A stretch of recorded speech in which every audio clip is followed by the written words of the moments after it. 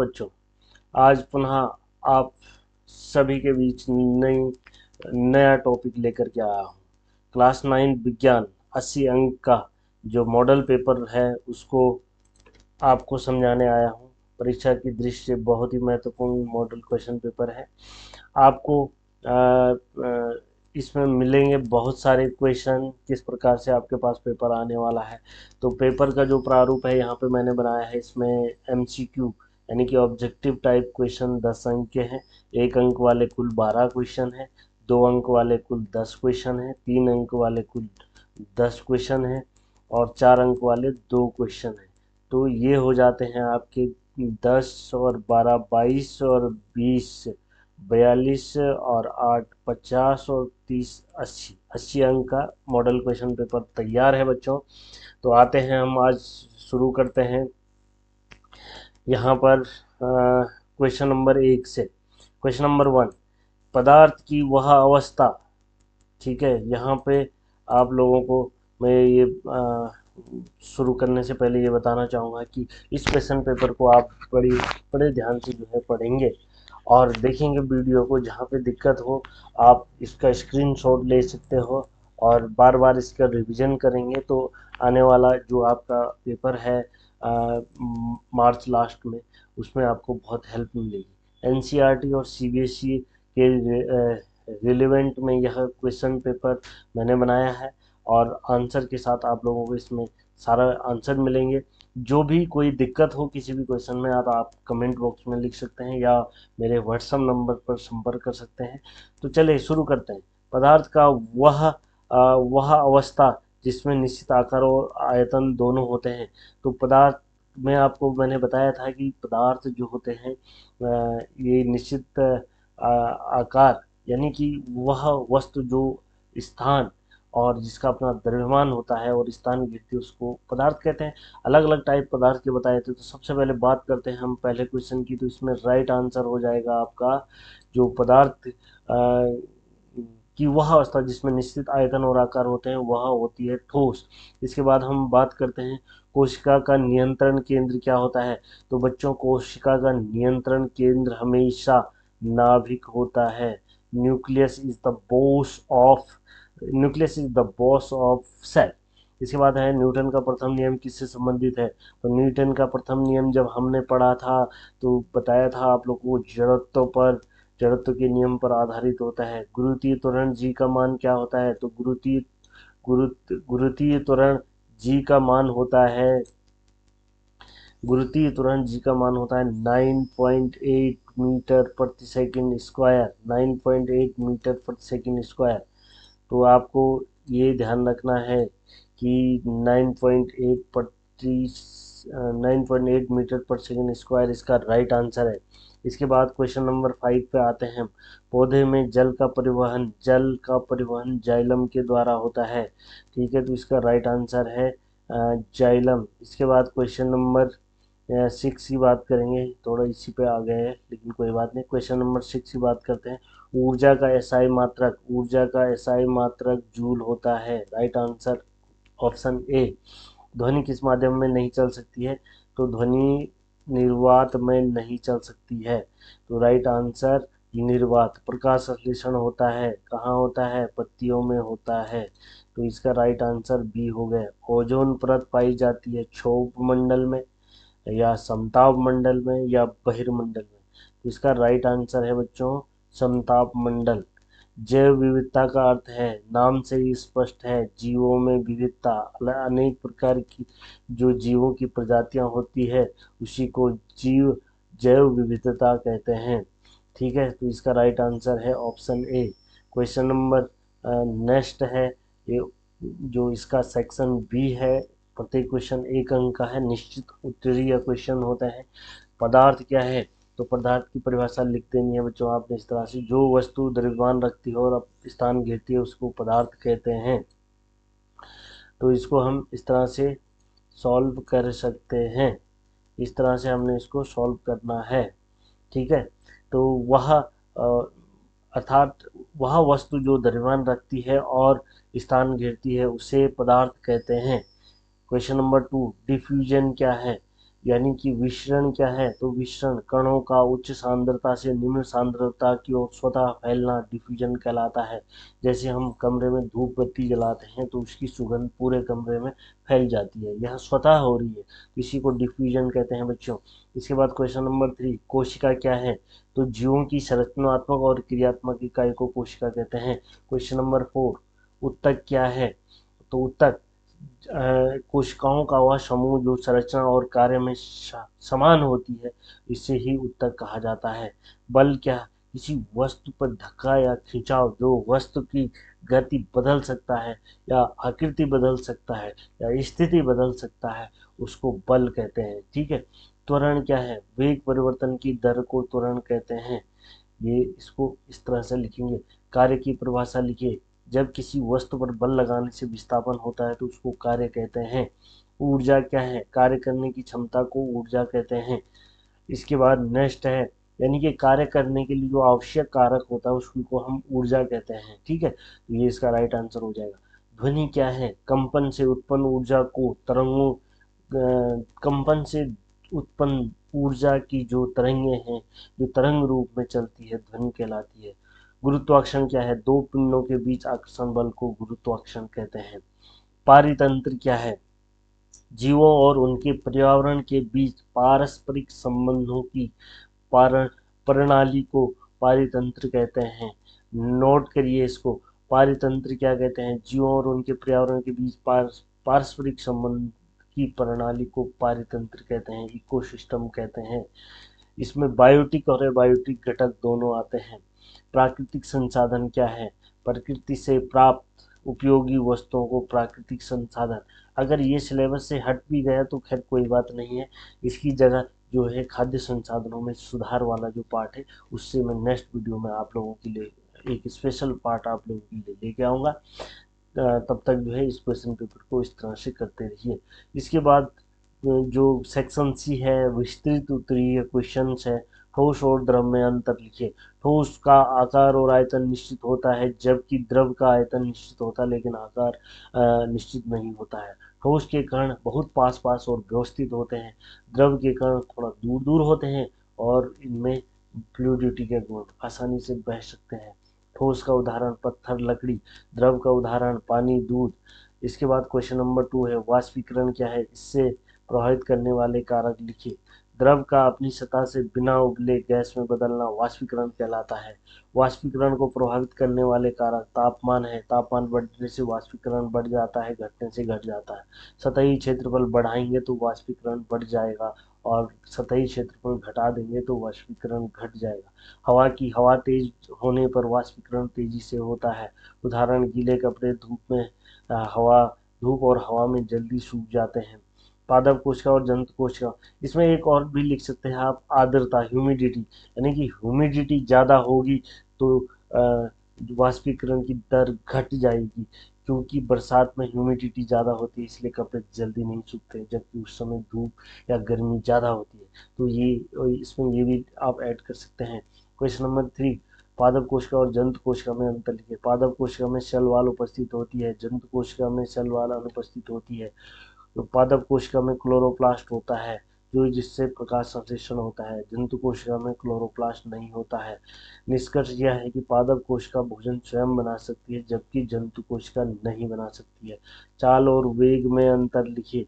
चाल और वेग में अंतर क्या है, चाल दूरी बटे समय को कहते हैं, इसमें दिशा का ज्ञान नहीं होता, जबकि विस्थापन बटे समय को वेग कहते हैं, इसमें दिशा का ज्ञान होता है। उदाहरण के लिए यदि कोई कार 60 किलोमीटर प्रति घंटे की गति से पूर्व दिशा में जा रही है तो चाल 60 किलोमीटर पर आवर हो गया, लेकिन वेग हो गया 60 किलोमीटर पर आवर पूर्व दिशा की ओर, ईस्ट साइड। इसके बाद नेक्स्ट क्वेश्चन है द्रव्यमान और भार में अंतर लिखिए। द्रव्यमान, किसी वस्तु में द्रव्यमान की मात्रा निश्चित होती है, यह किसी भी जगह क्या होती है, निश्चित होती है, जबकि भार पृथ्वी के गुरुत्वाकर्षण के कारण लगने वाला एक बल होता है। द्रव्यमान का मात्रक किलोग्राम होता है जबकि भार का मात्रक न्यूटन होता है। क्वेश्चन नंबर नेक्स्ट है इसमें इसी में ये देखेंगे, कि जो द्रव्यमान है वो हर स्थान पर क्या होता है, समान होता है, जबकि भार स्थान बदलने पर बदल सकता है। चंद्रमा पर भार कम हो जाता है लेकिन द्रव्यमान वही रहता है। जाइलम और फ्लोएम में अंतर लिखिए। जाइलम जड़ों से पत्तियों और तक जल और खनिज लवण ले जाता है, जबकि फ्लोएम पत्तियों से भोजन पौधे के अन्य भागों तक पहुंचाता है। ऊर्जा के दो प्रकार हैं, काइनेटिक एनर्जी और पोटेंशियल एनर्जी। गति के कारण ऊर्जा काइनेटिक एनर्जी यानी कि चलती हुई कार, स्थितिज ऊर्जा यानी कि स्थिति के कारण ऊर्जा, या इसको हम कहते हैं स्थितिज ऊर्जा यानी कि पोटेंशियल एनर्जी। उदाहरण है ऊंचाई पर होल्ड की गई कोई वस्तु। तो ये हो गया आपका गतिज ऊर्जा और स्थितिज ऊर्जा।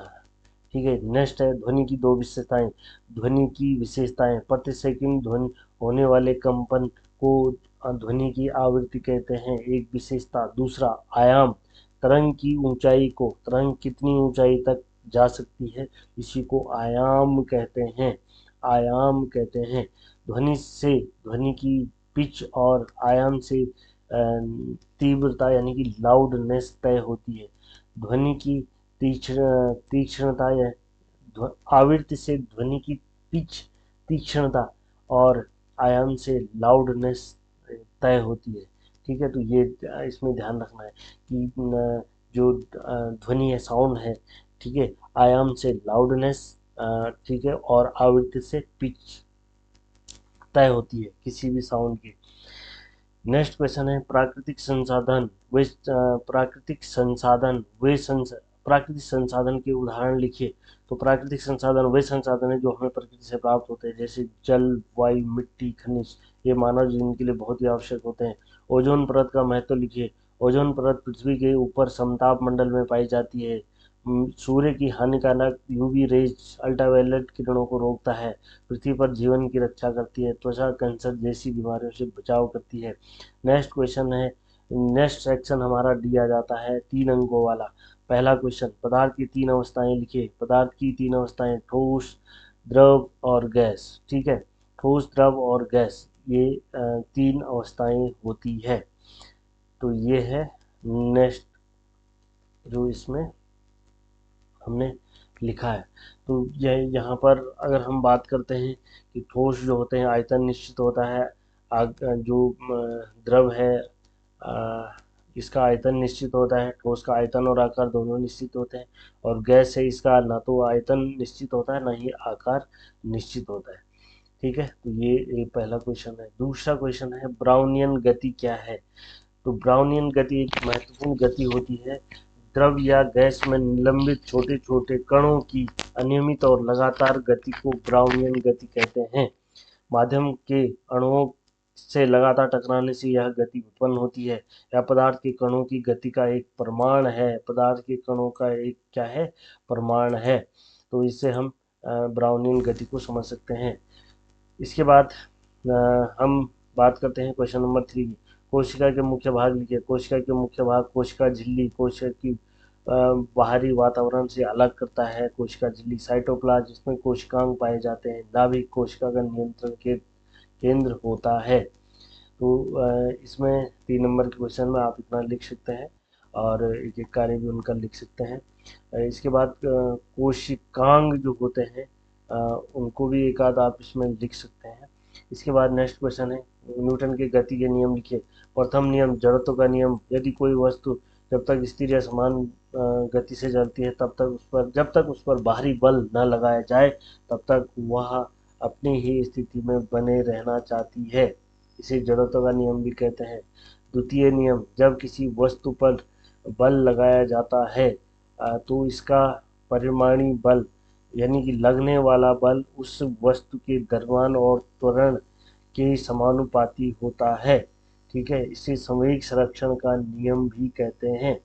ये द्वितीय नियम है किसका, न्यूटन के का गति विषयक द्वितीय नियम। F = m/a। तृतीय नियम, प्रत्येक क्रिया के बराबर और विपरीत प्रतिक्रिया होती है। रॉकेट लॉन्च इसी नियम के आधार पर किया जाता है।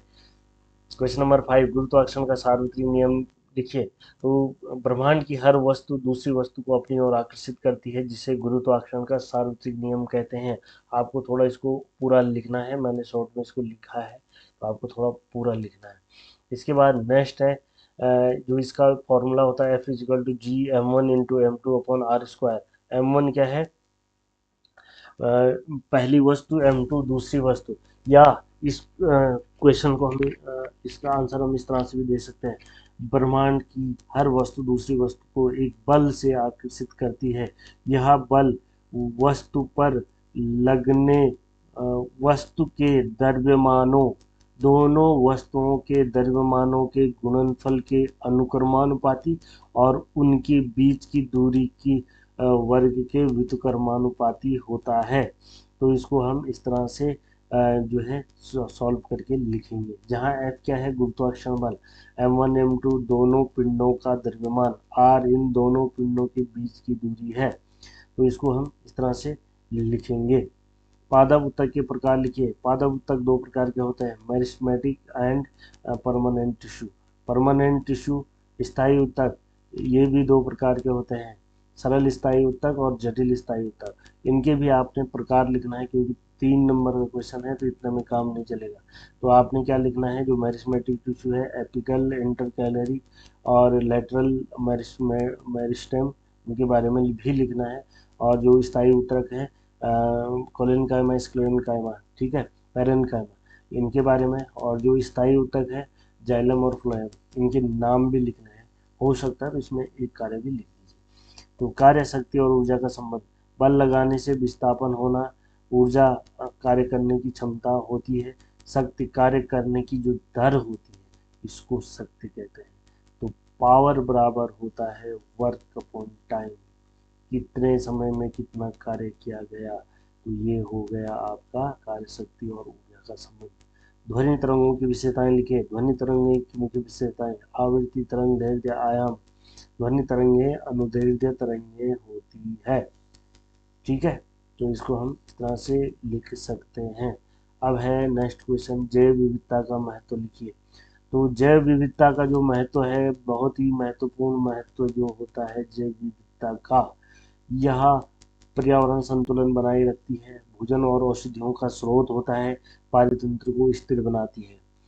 नेक्स्ट क्वेश्चन है, प्राकृतिक संसाधनों के संरक्षण की। वैसे ही सिलेबस से हट गया, फिर भी मैं आप लोगों को इसमें बताना चाहूँगा कि आप इसको पढ़ सकते हैं, ठीक है। तो प्राकृतिक संसाधनों के संरक्षण के उपाय, वृक्षारोपण करना, इसमें आप और लिख सकते हो, जल संरक्षण, जल को सुरक्षित करना, ऊर्जा का सीमित उपयोग करना, प्रदूषण को कम करना, ठीक है। तो इस तरह से हम इसको सॉल्व कर सकते हैं। अगर आप चाहते हो कि अपडेटेड, जो कि इसी सिलेबस के अकॉर्डिंग जो आपके पास है उसके अकॉर्डिंग मुझे कोई नया मॉडल पेपर तैयार करना है, तो आप कमेंट बॉक्स में लिख सकते हो। अब है जो 4 अंक वाले जो विस्तृत उत्तरीय क्वेश्चन है, तो इसमें आते हैं हम, सबसे पहले आते हैं हम पादप कोशिका पर। ये पादप कोशिका है, इसमें सेल वॉल होती है, सेल मेम्ब्रेन होती है, ये इसमें वैक्यूल बड़ी होती है, लार्ज वैक्यूल हम इसको कहेंगे, ठीक है। इसमें क्लोरोप्लास्ट, ये है आपकी क्लोरोप्लास्ट, ये थोड़ा उल्टा बना दिया इसने, ये है, ये यहाँ पे ये क्लोरोप्लास्ट है, ठीक है। तो ये क्लोरोप्लास्ट हो गया। ये इधर जो है ये गाल्जी अपरेटस है इसका, ये न्यूक्लियस है, ठीक है। तो न्यूक्लियस ही क्या है, इसका महत्वपूर्ण पार्ट है यहाँ पे। तो इसको हम, ये गाल्जी अपरेटस आपको दिख रहा होगा, ये माइटोकॉन्ड्रियाज है, माइटोकॉन्ड्रिया, ठीक है। तो इसको पादप कोशिका को चित्र आपने इस तरह से बनाना है। तो कोशिका वृत्ति कोशिका सुरक्षा और आकार देती है। कोशिका झिल्ली पदार्थों के आवागमन को नियंत्रित करती है। नाभिक कोशिकाओं की सभी क्रियाओं पर नियंत्रित करता है। वैक्यूल जल और पदार्थों का संग्रह करता है, ठीक है। क्लोरोप्लास्ट प्रकाश संश्लेषण के लिए उत्तरदायी होता है। तो ये मेन कार्य भी लिख दे उनके, और डायग्राम में 4 अंक है। ध्वनि के परावर्तन को समझाए। तो जिस प्रकार से प्रकाश का परावर्तन होता है, उसी प्रकार ध्वनि का परावर्तन होता है। हमने इसका लैब में प्रयोग भी करा था, ध्वनि के परावर्तन के नियमों को सत्यापित करना। तो ध्वनि तरंगे किसी कठोर सतह से टकराकर वापस लौटती है तो इसे ध्वनि का परावर्तन कहते हैं।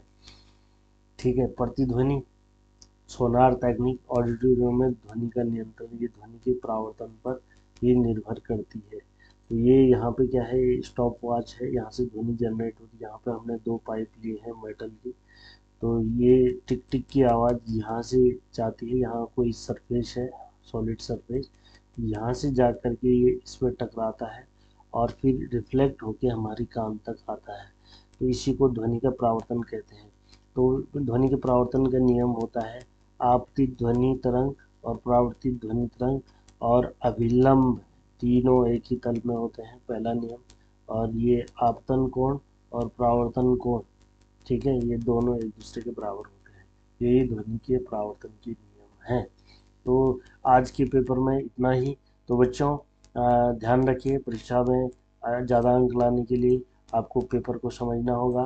सबसे पहले पेपर को पढ़िए, फिर उसको आंसर दीजिए कि आपको साल भर में क्या क्या पढ़ाया गया। तो आज की वीडियो के लिए इतना ही। अगर आपको वीडियो पसंद आती है तो अपने दोस्तों के साथ ज़रूर शेयर करें और वीडियो को लाइक करें, शेयर करें, चैनल को सब्सक्राइब करें।